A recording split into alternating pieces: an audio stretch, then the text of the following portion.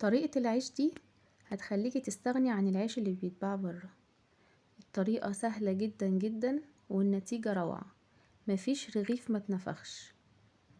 بصوا انا بقطعه الطراوة اللي فيه، بصوا اللبابة اللي فيه اللي مش موجودة في العيش بتاع بره. شوية عيش سخنين طازة يستاهلوا بقكم.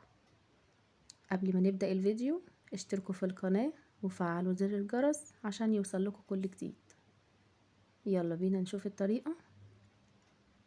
اول حاجة معايا كيلو دقيق في العجان، ممكن نعجن على ايدينا عادي جدا.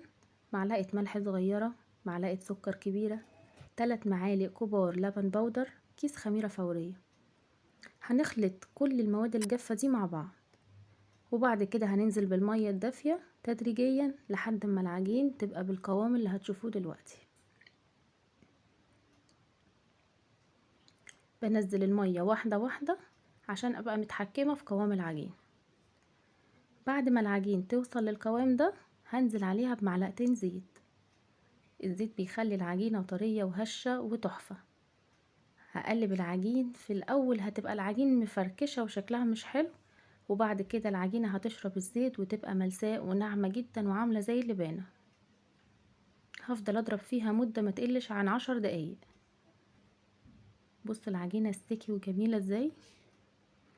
هرش رشة دقيق بقى على الرخامة وهنزل فيها العجينة، وهبدأ ان انا اعجنها بايديا شوية، مش هعجنها كتير بس هلمها بالدقيق.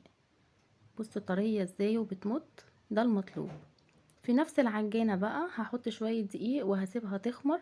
وانا بعمل تريك كده، بشغل الميكروويف 3 دقايق وبحط فيها العجينة بتخمر على طول، ما بتاخدش وقت.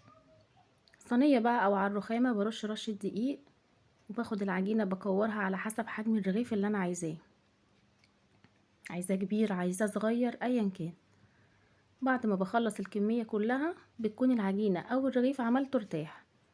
ببدأ اجيب شوية دقيق على اول كورة وبفرد يمين وشمال عشان الرغيف ياخد شكل الدايرة.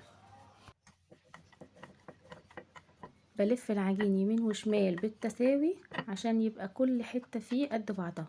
ده السمك اللي انا عايزاه وده الحجم اللي انا بفضله، كل واحد والحجم اللي بيفضله يعمله. هريحه على فوطة تكون فوطة مطبخ نظيفة لحد ما اخلص الكمية كلها.